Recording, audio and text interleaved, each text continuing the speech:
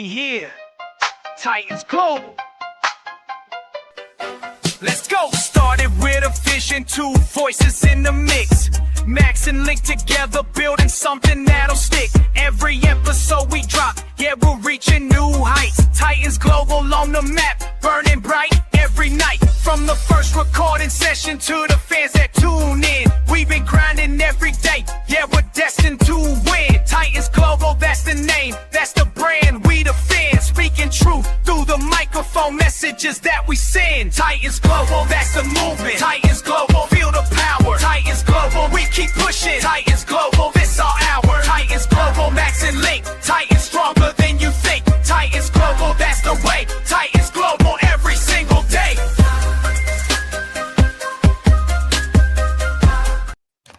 What's up, Titans fans, and welcome to another episode of Titans Global Podcast. I'm your host, Maximus Titan Fan, and with me, as always, is my good buddy, Link. What's up, dude? What's going on, guys? Good to be here, I guess. I mean, we got Titans to talk about. This was interesting, and there's a lot to get into. But first, make sure to like, subscribe, comment, get in the comment section. Look, you guys bring us joy, and we need joy at times like this. So get in the comment section and let us know what you think. Absolutely. Screw, we've got you on again as a show. Thanks. Yep. We always love we love your positivity, but I don't know that even you can be positive at a time right now like this. Titans versus Jaguars, man, I really was hoping for an upset this week. I even said it to my boss, and my boss was like, well, and I said, I don't expect it. I just, I'm hoping for it. That's what I'm looking forward to. And hoping some of the rivalry magic would do something, Man, we start the game off, opening drive. Jaguars get the ball, we defer, they didn't score. We get the ball back. We're driving down the field. I'm like, here we go. Let's go. It looked good. This is great. And then all of a sudden, 4th and 3 comes around.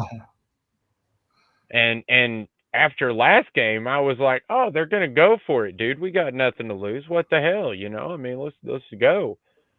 And then he pulls out the field goal kicker. Yeah. Sorry, another F word almost came out. But right.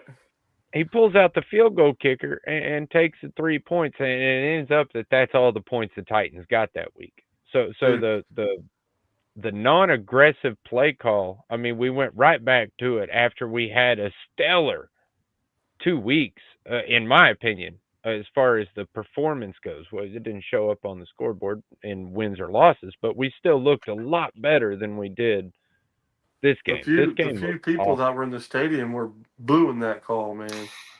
Yeah, well, help me understand. You're an interim head coach. You're a 1-10 football team. You have a rookie quarterback. Your top 2 receivers right now are rookies. Your tight end is a rookie. What does it benefit this team at this moment in this game to kick a field goal? On 4th and 3, I don't care if it's 4th and 20. If you're in field goal range, I'm going for it. Because at this point, a field goal does nothing for this team. It does absolutely nothing for this team. There were multiple times in this game that I felt like they should have been aggressive.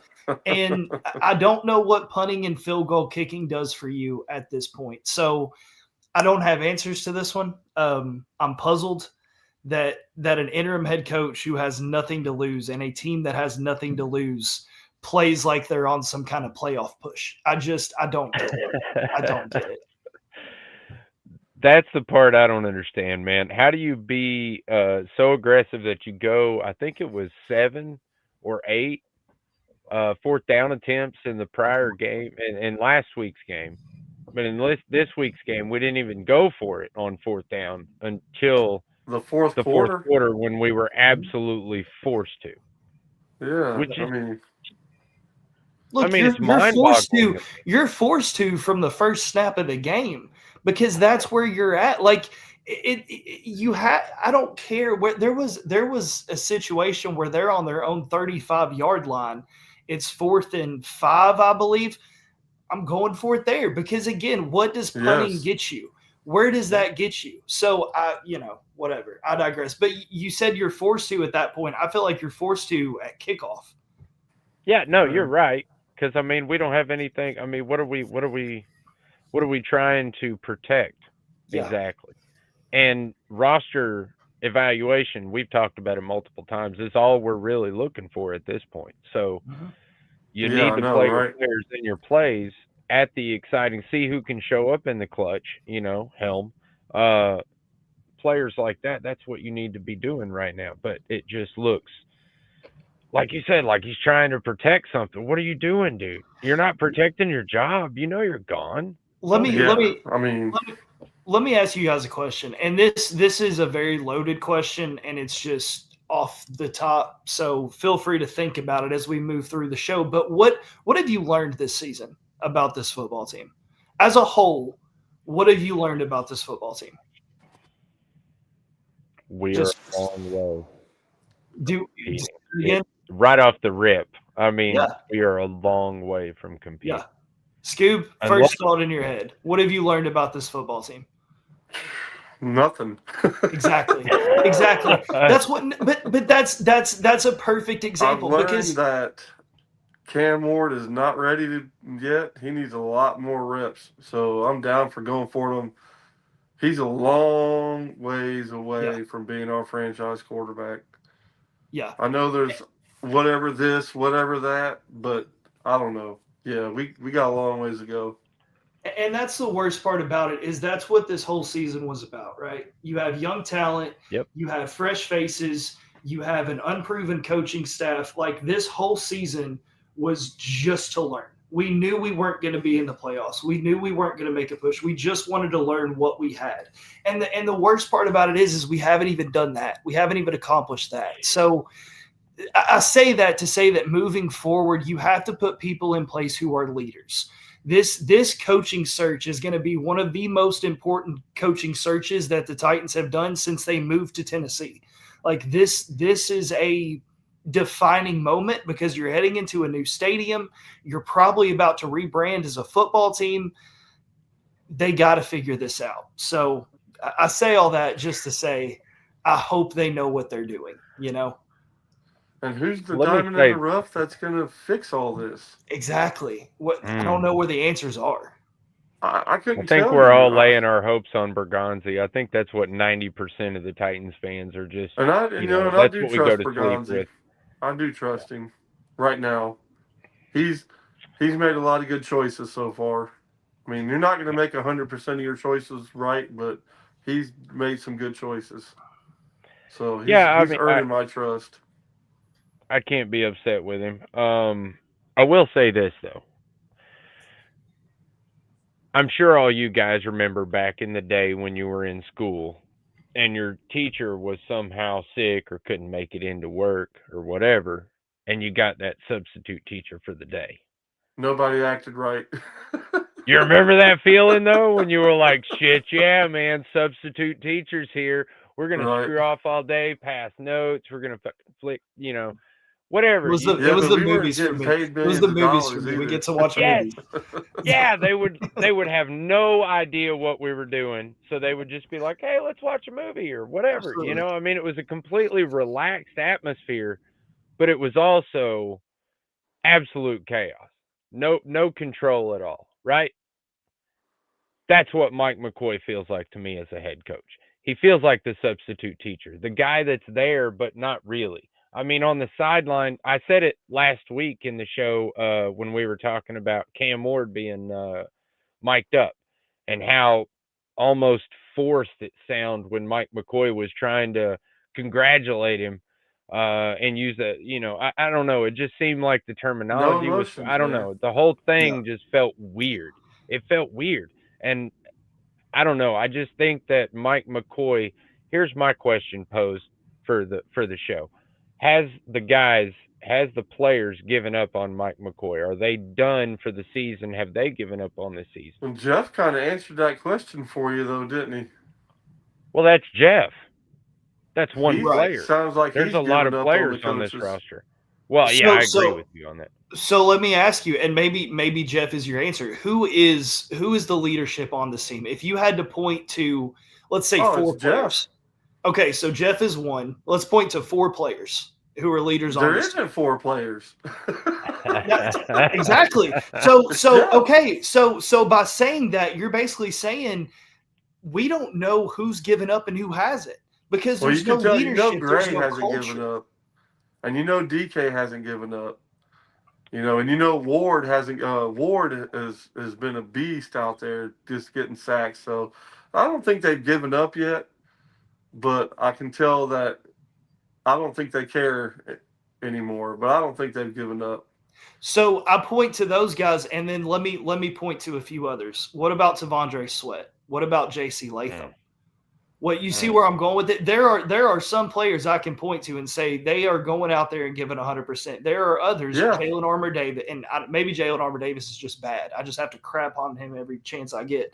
But I can point to players and say, well, people have talked about slacking off in practice, about poor practices. Then we look at the undisciplined stuff. We look at the pre-snap penalties. When I look at those things as a whole and I look at how they're performing at practice and how they're going about their game preparation in those ways, I 100% think there are players that have given up because I'm not seeing the kind of stuff you see in a winning football culture. That's not what this team is. Some of those penalties yesterday were bogus, bro. I'm telling you. Oh, My absolutely. God. Absolutely. The roughing the passer, that was ridiculous. That was a clean hit. He was running inbounds. into the punter. Nah, give me a break, man. Come on. Yeah, he rolled underneath him. What are you supposed to do in that? Your momentum's carrying you forward. What? Come on. Yeah, I agree. Here's my combat to that. And this, so if you let's look at the roughing the punter. They almost got him in the end zone like 2 drives earlier. Yep. He kind of put a little roll towards the punter then. It wasn't called. Punter's on the ground. Close. When you do it a second time, you just have to – I'm not saying he did it on purpose, but I'm saying in those situations as a professional, you have to know, I almost got one on me already. Do I want to take the risk? And he did. He rolled towards the guy. So I don't know. It's stuff like that. And then the Arden Key, was it a late hit on the quarterback? That's questionable. But do you have to throw a punch on the sideline? Like it's just little stuff like that I point to. No one has control. No one has control. That's what I meant. That's the point I'm making. Substitute teacher day, man. Nobody. Yeah. It's chaos. And the penalties That's exactly come what at the that game worst looked time like. too. It's not that we get penalties; we get them at the worst possible 10 time. For 86 or 89. I can't remember, but I know we got 10 penalties. Yeah, it was 10 penalties for like 60-something yards. And look, the defense played well enough in the first half. Like they got an easy touchdown off a turnover. Yep. You gave up a long drive. Okay, well then it's 7-3 if you don't have the turnover. Like the defense played well enough in the first half to come together and give the offense a chance. But the offense is just so stagnant because of ball placement, because of play calling, because of drop passes. It's just a total thing that they can't play complementary football. Yeah, and we're still terrible on third down. I mean, we are giving up huge third down yardage, and it just. I mean, like our I said average last week, right now is. I have more confidence in us stopping a 3rd and 3 than a 3rd and 15. 3rd and 20, yeah, absolutely. You know what I mean? Talking about on defense, on defense we suck at third down. Yeah, I mean I don't know. Suck at fourth down too. We just need a coach to come in here and get these guys right. You know. Man, I will say this. I will say this though. There are good examples all over the NFL of teams that were terrible last year or the year prior, whatever you want to say. And then somebody comes in and just changes the culture and completely changes how the team performs. I.e., this year would be the Bears with Ben Johnson.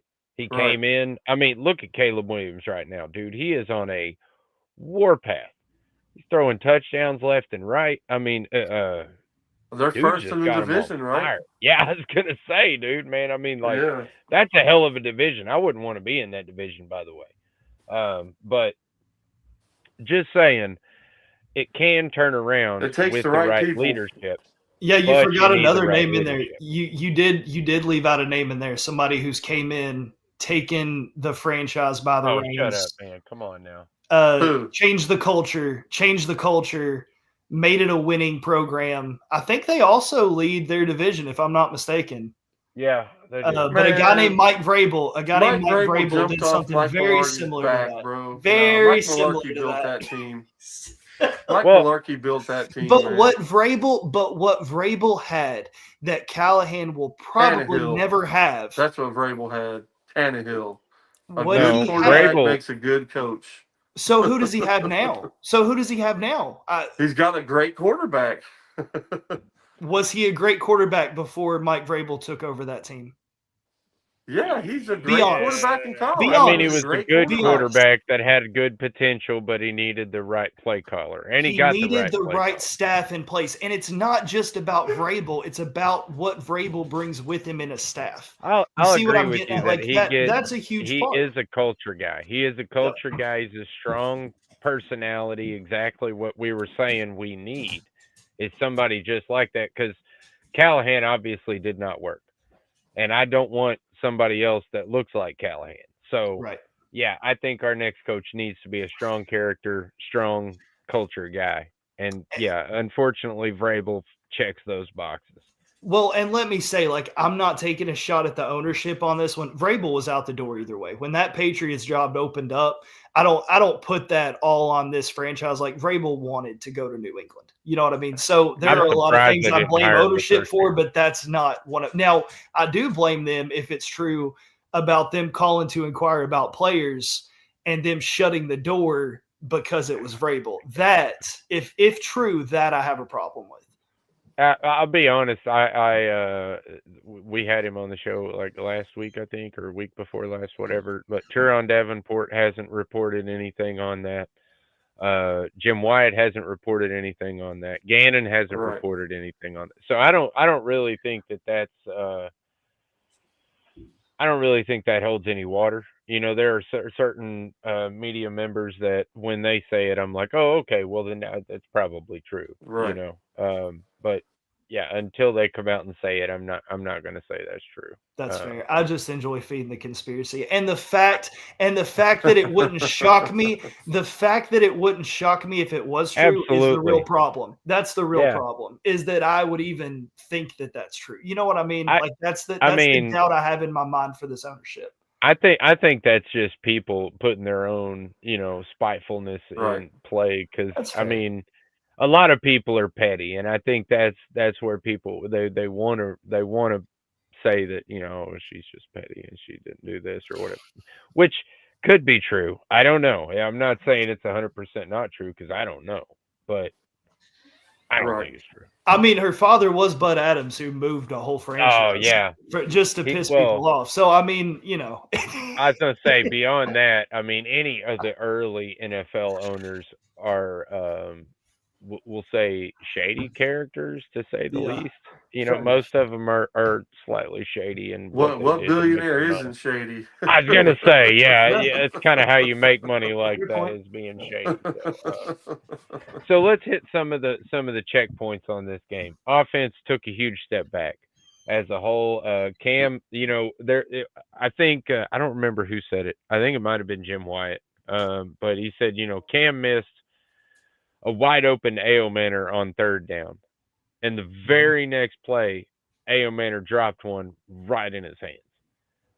That's the kind of day the Titans offense had yesterday, or, you know, Sunday. It was just bad. Man, I It feel didn't like he matter missed what a they lot of tried. throws It was Sunday. bad. Oh, he was very off target. Very off target. Me and Link talked about that yeah.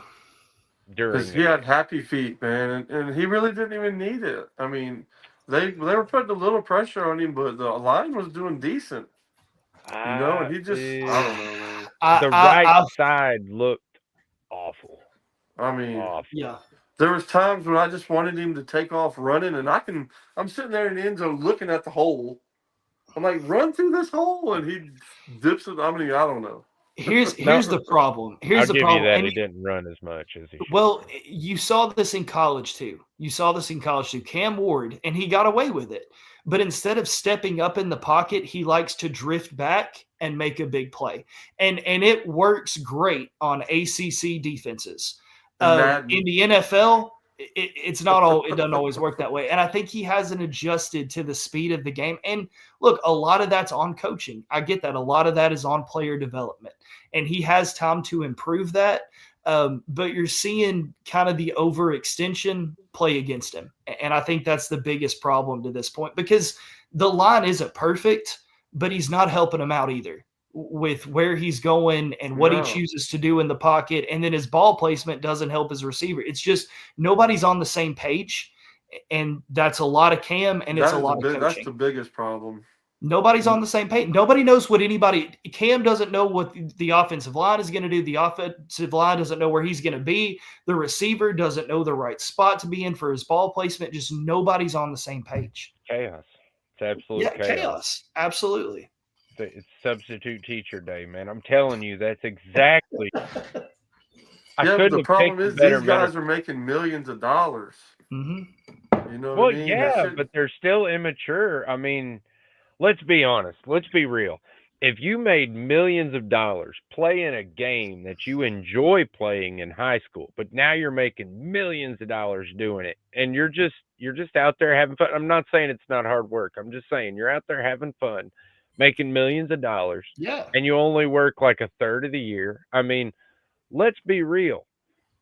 That would make you a little bit, I don't know what you want to call it, arrogant, jackass, however you want to phrase it. But yeah, I think that would make just about anybody who doesn't have a strong character. I think that'd make anybody like that. I have said something bad about Jalen Armour-Davis the last 4 weeks. Do you think Jalen Armour-Davis gives a crap what I say? Like, no, he does. Like these dudes get a check and they show up and when you're 19, I guess they're older than that, 20, 21 years old, fresh out of college, and you come into an organization and you were at the Alabamas, you were at the Ohio States, you were at these programs that had these structures in place. And then you get here and like Max said, it's chaos. You've got a substitute. You show up to work every day with a substitute teacher. That's what's going on. So it's not all their fault. You know what I mean? Like it's not, because somebody just has to come in and take control, and just nobody's done that yet. So there is hope. I think this can get fixed. I think they can still be competitive in the next 2 to 3 years. God, we hope it's, before the stadium gets finished. But you just got to get the right people in place. I mean, you see it year after year. Like you talk about these quick turnarounds. It's about the staff. It's about the leadership. That's what they need. Yeah, well, let's talk about one person that is a major concern in my book. Over the last 2-3 weeks, I have seen things that are just alerting me and sending off major bells. J.C. Latham. In this game in particular, when I talk about effort and things like that, you go back and watch that game again. You look at the effort that not only did he get pushed around, he just didn't make effort. There were 2 or 3 times where literally he just pushes he just barely touches him like it's 2-hand football or something and watches the guy run right by him. There is a video that I just put out, I don't know, a couple hours before the show, where Tajay Spears gets tackled 4 yards behind the line because J.C. Latham decided he didn't want to block that guy. You go watch that film that I'm talking about it's on TikTok, YouTube, it's everywhere. Go watch that film and you tell me that he was trying to block that guy. And I'll tell you, you're a damn liar. Because I was frustrated. I was super frustrated watching it live. Then when I went back and watched it again for the second time, it was like, oh my God, I was right. It's effing terrible when you pause it and go back and because sometimes on the play you're watching Cam Ward, sometimes on the play you're watching the receivers. Sometimes you're watching the running back. It just depends on where your eyes go. Sometimes you don't get to see the whole play the first time. That's why I like to go back and watch it again. But I can tell you with a surety, what's up, Aaron? I can tell you with a surety that J.C. Latham did not give 100% effort in this game. And if he did, somebody else needs to start on the offensive line. I would rather have Uda, who puts 100% effort into everything he does, than J.C. Latham putting 50% effort because he's given up on the season. I understand this is a bad season, but and I'm not taking anything away from Hines Allen. I understand he's one of the best in the biz. You know, he's probably top 5, I think, maybe even top 3 defensive end or outside linebacker, or edge, however you want to say it. But still, we're going up against Myles Garrett next week. Yeah. Yeah. Who do you think? In the snow? Good Lord. And I'll say it's this, gonna be man. bad. If I was Myles Garrett and I was watching tape, I swear to God, at the beginning or after 3 games of the season, I would have thought completely different. But if I was Myles Garrett, I'd be lining up against J.C. Latham every single play. Yes. So here's the question: what do you do with him? What do you do with him? Like you're saying, set him. They were talking about you're making him a guard in radio today. So see, that's what I'm saying. That's like it's draft, develop, retain. That's the key. You know what I'm saying? And they get these players in here, the big names, but then they haven't been able to develop them. So, so you're going to tell me you put him at guard. So you had him on right tackle last year. You put him at left tackle this year. Now or left tackle to right tackle. Now you're going to put him at guard. Like, what are we doing? What are we doing? No. Here's the problem. That's the issue I have.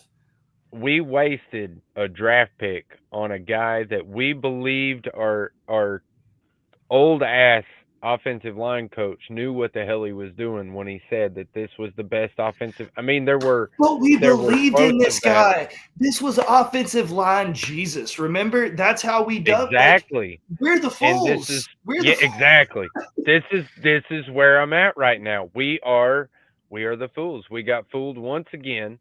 We got hoodooed. The only offensive line, and look, man, there is a lot of people out there taking this way too far, saying that J.C. Latham is a complete bust, and they're comparing him to like Daly.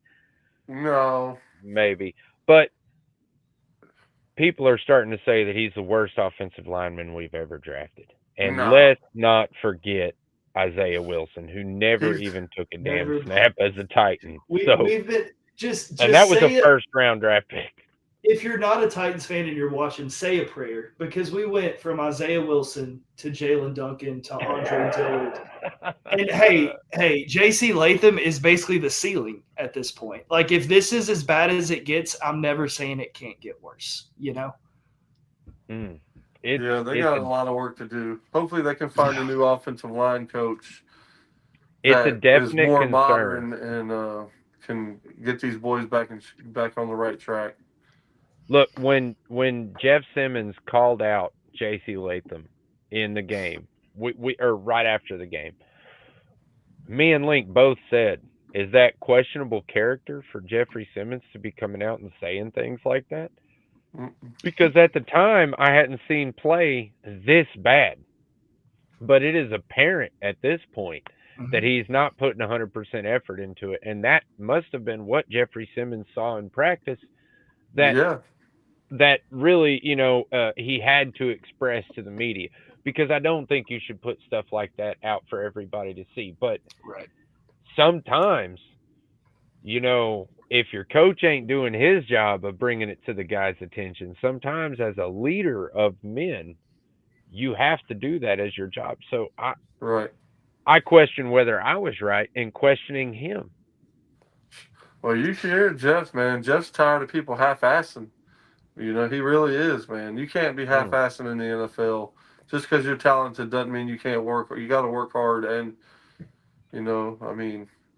just being talented doesn't get you that far in the NFL anymore. You got to work. Oh no. Well, and here's if you want my unpopular opinion, and it's probably very unpopular, like, I don't think Jeff has a lot of room to be saying that much. You know what I mean? Like, has he played one of his better seasons? Absolutely. But I need him to be better than a great football player. Like, I need him to be a person in the locker room who speaks up. And you can't do that when you're getting unsportsmanlike penalties on the field. You can't. Yep. I don't care what the guy said that stood over you. I don't care. You can't pick up a penalty there. Like, be disciplined. And I'm not saying it's Vrabel. but it's just we didn't see this stuff when you had a head coach who preached discipline. You know what I'm saying? Not wrong. That's all. I'm not saying it was Vrabel, but it's that type of character that this team needs. So to your point about Simmons, like I get calling him out publicly. No, I don't really agree with that. But at the same time, like you haven't shown me what I want to see either. So it's just across the board for me. Yeah, I mean, you want to talk about another player that I think has obviously taken plays off, and this is going to be a very unpopular opinion, but I think Tony Pollard is taking plays off. You cannot convince me that Tony Pollard run as hard as he did in the first drive of that game that he did. He was a cannonball, bro. First drive, just dude. The right side of the line. At one point, Zeitler couldn't even get out of his damn way fast enough. He literally bounces off Zeitler and just goes. Their biggest problem on the first drive was that they chose to throw the ball. Like literally, that was the biggest problem on the first drive of the game. Tony Pollard was killing it. Yeah, but whatever. But then, I mean, after that, he just fizzled, man. I mean, like you could see it; it just died. Mm-hmm. And I understand we were forced to go with more pass play and all that because we fell behind. But come on, man, you can't give me the same effort that you gave me in that first drive. That is the kind of stuff that bothers me as a Titans fan. And if I was the head coach, I would pull that guy aside and be like, hey, look, man, you want to play for this team or not? You know, I mean, if you do, good, come on. If you don't, well, then come on and go out here and show what you got to all the other 31 teams out here. Don't be stupid and be taking plays off. All you're doing is playing yourself into retirement. Yeah. That's exactly what you're doing. But you have an interim coach who just isn't that guy. You know what I'm saying? That's the problem. And Tony Pollard, like, he's probably not here next year. So I 100% agree with you. At this point, everything he does is just putting tape out for somebody else. So, I don't know. I don't know. It's just, it was, you could see it in the second half a lot more than the first half. And I'm not saying guys just blatantly give up, but there comes a point when you're just beat down so much that, like, what the hell do you do? You know what I'm saying? Yeah. I mean, I don't know. I get it. I get it. It's just a tough spot to be in. And the worst part is that if you win and try to fix it, now you're in a worse spot for draft. You know what I'm saying? So it's just a lose-lose situation for the second season in a row. Well, and that's the other thing too, is I hear a lot of people on Twitter, and it's hilarious too, because like all throughout the week you hear all the chirping of, oh, well, you know, we're hoping that we lose every game from this season out. By the way, go Giants, Titans fans. But we hope we lose every game so that we can get that number one pick. But then we show up on Sunday, we play like crap and lose the game, and everybody's like, man, Titans, man, what are they doing? They can't do shit. Look, dude, one way or the other, you know what I mean? Either you're cheering for us to lose or you're cheering for us to win, one way or the other. Right. Me personally, I'm always cheering for us to win. I don't give a damn about the draft right now. I was gonna say we'll figure that part out. Every goddamn game. Sorry, my language. No. For the people who care about the draft, what are you picking? What are you picking? Why do you need a first overall pick? You know what I'm saying? Trying to get more picks. That's the only reason. Okay, so you get the number 2. So you get the number 2. You're still gonna get picks. You know what I'm saying? Like it's and does it matter? Like, do I have a better chance of hitting on the 5th pick than I do the 8th pick? Like, who the hell knows? Because this team can't develop. Yeah, this team can't develop crap anyway. So you know what? I don't give a damn about the draft. Give me a reason to watch football at 2:30 on a Sunday. That's what I care about. In the fourth quarter, give me a reason to sit in front of my TV instead of finding something better to do, because I guarantee you there are a lot of things better to do than what I did on Sunday. Give me what I'm saying? Like more to come to the game than watching a dog race. Exactly. And look, Scoob shows up. Scoob shows up to every single game. Scoob, what's the last game you missed? 2018.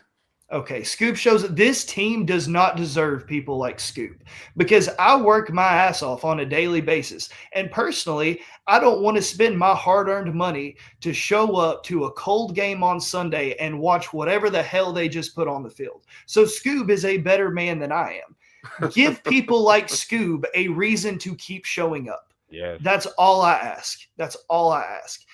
You're about to charge me an arm and a leg to get into a new stadium that, of course, I have to go to because it's a new Titan stadium. Give me another reason to go there. That's all I ask. Right. Yeah, man. Obviously, emotions are high in this episode, and I love it. I love the fact that we're covering a lot of different things. But we're going to take a short break, very short. It's only about 35, 40 seconds, so don't freak out. Give love to the sponsors. We'll be right back. What's up, Titans fans? Maximus Titan fan here. Are you in need of professional excavation services? Look no further. Red Zone Builders has the expertise, experience, and equipment to handle all or any excavation project, big or small. Whether you need land clearing, site preparation, trenching, foundation excavation, or any other excavation services, they have you covered. Their team of skilled professionals work diligently to ensure your project is completed safely, efficiently, and to your satisfaction. Trust the experts at Red Zone Builders to get the job done right. Yeah. Oh, yeah. That's right. Anyway, go see yep. Red Zone, baby. Yeah. Oh, yeah. Definitely. If you need any excavating done. I wonder if the Titans have ever paid them a visit. Doesn't feel like they show up in the Red Zone a lot, but y'all should do a show from their office one day. Oh my God. All right, so another thing I wanted to talk about before I try to get to the only positives that I saw in this game. But one quick, because I'm a stat nerd and I can't help myself. We had more punt yards than we did total offense. Hell yeah. So that sucks. I mean, I just don't get why Cam doesn't try to throw any ball farther than 5 or 6 yards, man. Dude, they handcuffed him. They handcuffed him in that game. Although, but you can't trust him. You can't trust him. I get it. Why not? But I don't know, man. I don't know where I'm at with Cam. One big play game is not enough for me anymore. This is the problem. The leadership and the coaching staff are so horrible. I don't remember who it was, but somebody said, wild take, I want Bo Hardigree to stay on the Titans staff. And I was like, what the fuck is wrong with you, dude? Like, all right, I mean, no offense, but you ever notice how people say no offense right before they say some really offensive shit? They're always like, no offense, but you're retarded. But yeah, no. And no offense, but I felt like saying to that guy, dude, you don't know shit about football if you just made that statement. I mean, no offense, but I feel like you don't know shit about football. So, I don't know, but... every single coach on the team needs to be gone. Every single position coach. Maybe Bones. You could argue that Bones can stay. But other than that, everybody the can water boy, the talent, that's right. The guy who picks up the football, the dude who runs out on the field and grabs the tee, like the lawn care dude, everybody. Like gone. Groundskeepers, clean house, security team, janitors, all of them. Dudes are out. Like I'm telling you. Yeah, I don't want nobody cleaning my except Bones. Pretty good. Except Bones. Keep the janitors. Yeah, they're pretty good. And all the Scoob would know too. Staff people are great. I guarantee you, Scoob knows the damn janitors at Titan Stadium. I absolutely guarantee that. The janitors and the event staff people are amazing. Wonderful people. All right. So let's talk about one more thing that I guess you could take as positive or negative. For me, it was a little bit of a negative, but Chimere DK. In this game, he rips off another big return. I think it was like 40, 42 yards, something like that.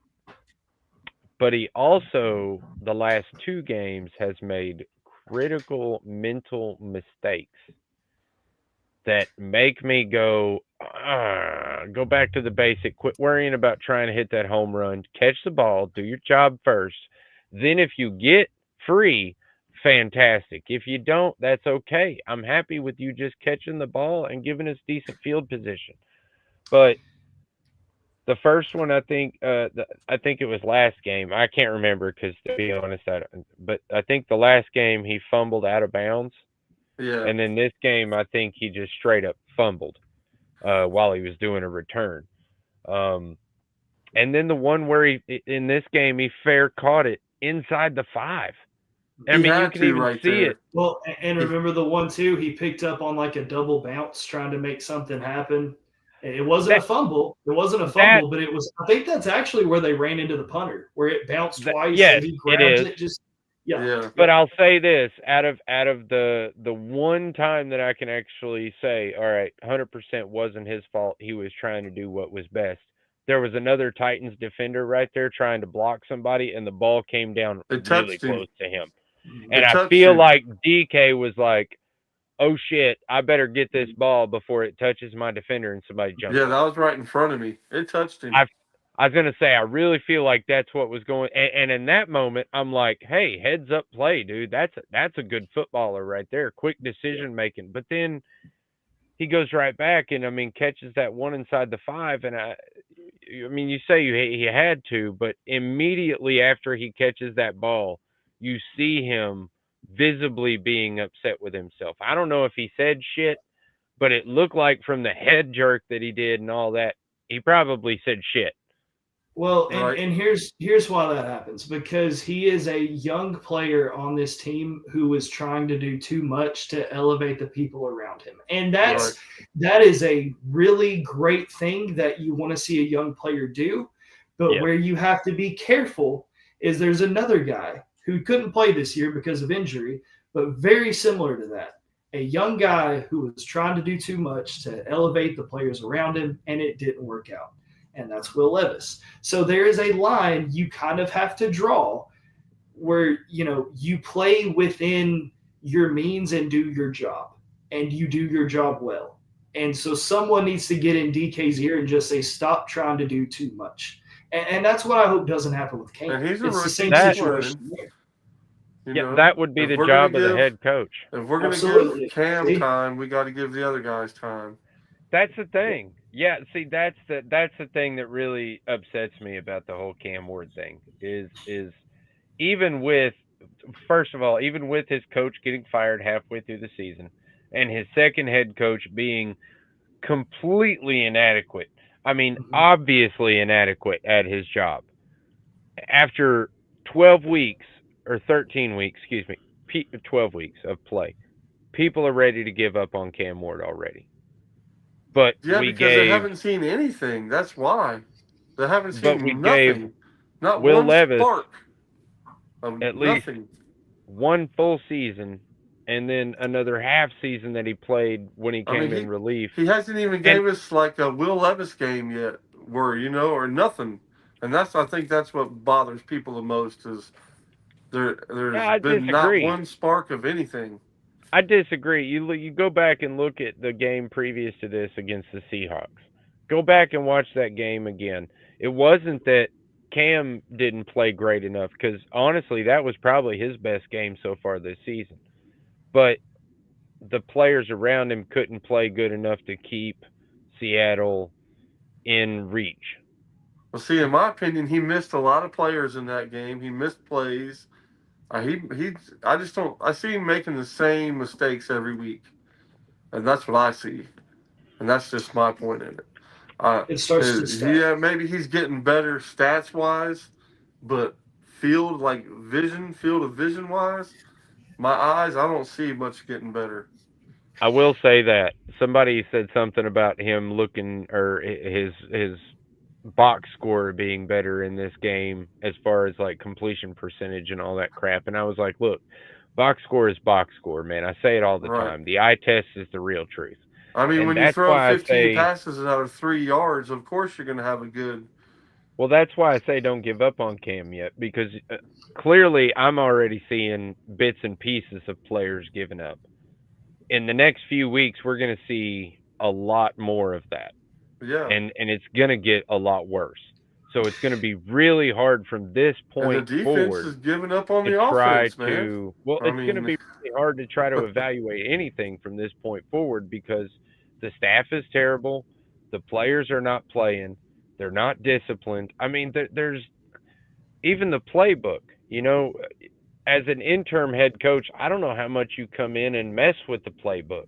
I mean, you might tweak some things, but you're still running off of Bill Callahan's playbook, which to me is just insane. I mean, but I understand you can't have all your players trying to learn a new playbook in the middle of the season or new here's the terminologies or anything like that, but you're still running in a parentheses of this certain parameter. You know what I mean? You can't get outside of that parameter. Well, I mean, what's your alternative, right? You know, like to your point. I mean, what? So if you're not sold on Cam, where do you go? You know what I mean? Like, I don't know Right. that this team And really I'm has not a saying choice that right I'm now. not sold on him. No, right? Yeah, but If they and brought they're another quarterback in next year with a new head coach just to challenge Cam, and Cam loses the job, it wouldn't hurt my feelings. well, and here's the argument too. When you talk about the backup thing, that's just another box to check that this team needs. Even if is it's a Will veteran Levis to that come comes in. and beats him out, you know? It's easy, but It doesn't matter. but here's but what I'm saying is you need a veteran leadership. Like I don't think Brandon Yeah. Allen is there to make Cam Ward better. No. You know what I'm saying? You need someone in that room who can break things down with him because Cam has nobody to learn from right now. They need to put That's the somebody to biggest put problem. pressure on him to make Yeah. him play better.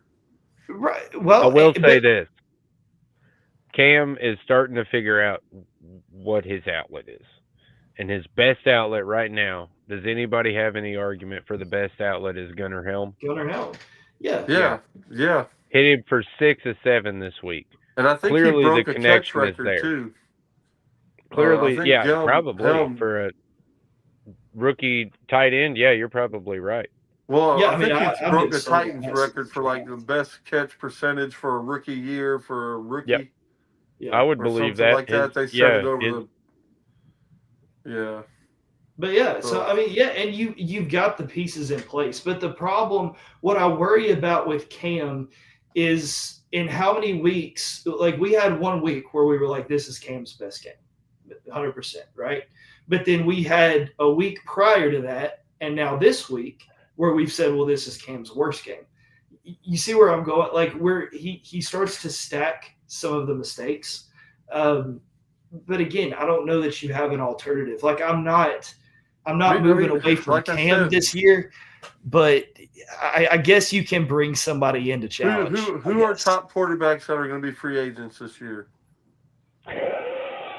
Cam's already, Scoob's already shopping right now. He's like, all I'm right, just who we saying, got? they need to bring who we got out somebody there in we that's can going to snag put up? a fire under his ass and make him work. Yeah. You know? Man, I'll be honest with you. I would love somebody like Jameis Winston. I know that's a joke to most people, but to me, it's not. I think that's a perfect backup quarterback. God, His where are personality these is too Saints big fans? to Holy be- crap. His personality is too big. If nothing We else just- to be entertaining. We just took a number 1 overall pick on Cam Ward, and we're talking about Jameis Winston coming in to QB this Right. year. Like this is where we're at. This is where we're at. But look, Oh, I my think God. I pump the brakes and I say, look, if Cam Ward's not the guy, fine. I'm cool with that. But don't make the same mistake that you just made when you took Cam Ward. Use this pick to trade back. Put the players around him. If he's not the guy, we figure that out next year. But at least now you have an offensive line, you have a receiving core, you have a tight end and Helm you can trust on.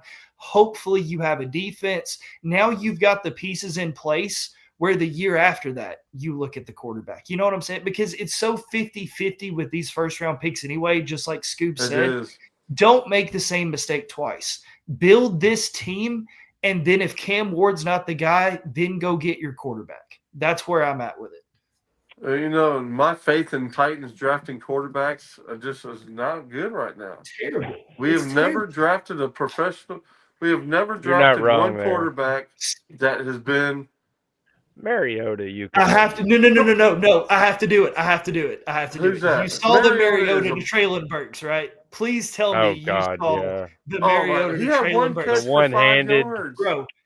Oh, compared on the television to the Odell Beckham catch. Literally, Oh my they God, put them bro. side by side. That's where we're at as Titans fans. Mariota Right. just made an Odell Beckham type catch to Traylon Burks. Like that's where We've we're never drafted a good quarterback. They've all been All right, bust. look. I want to say one good positive thing on this show before we end the damn night. Let's So, go. Cedric Gray, Is a beast. again, yes, you know I have to give a shout out every damn show to the tackle leader, which was Cedric Gray. But not only is he the tackle leader, he now has 118 tackles on the season. The most in 12 weeks ever for a Titan. That's right. Yeah. And he's only the third in Titans era to make 110 tackles in 10 games, Yep. which puts him right on pace for that record-breaking season. He can is do it. still on pace to make the record.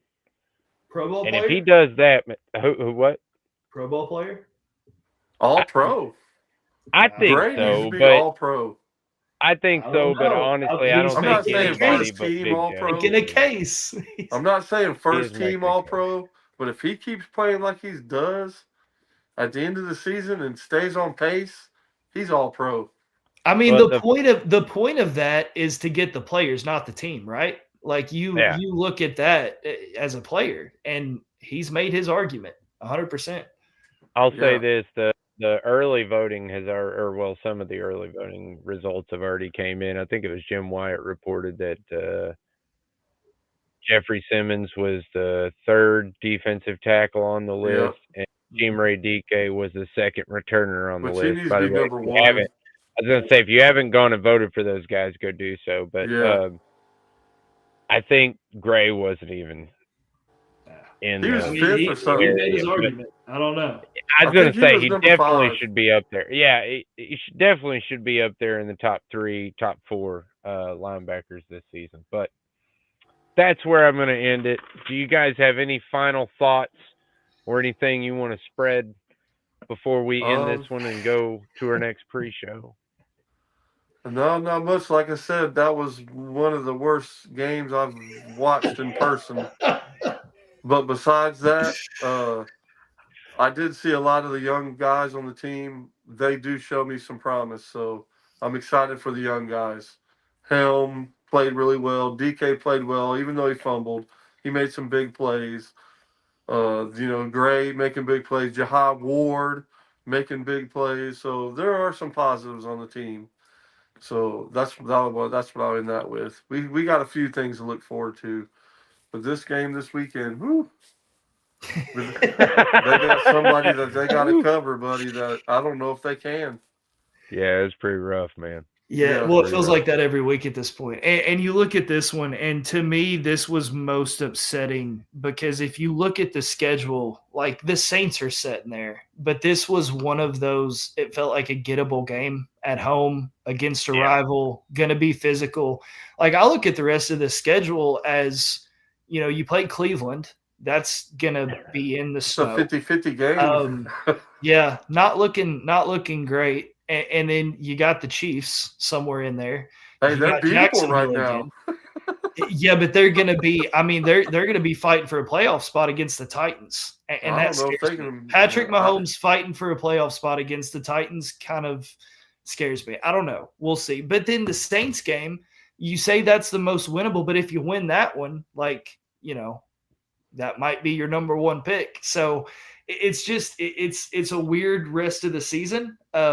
But we'll get through it together. There is hope. Like Scoob said, you still have young pieces that I'm curious to see how they can develop into next year. But just stick with us. We'll get through this. I promise. Oh, yeah. I'm never going anywhere. I'm there. I'm going to be an old man in a walker in my jumpsuit. That's right. Titans. And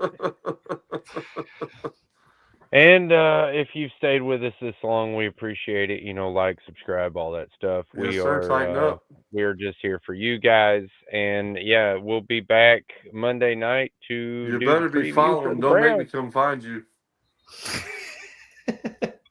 There you go, Titans very fans. fun. Until next time, Tighten tighten up. I know. Peace out.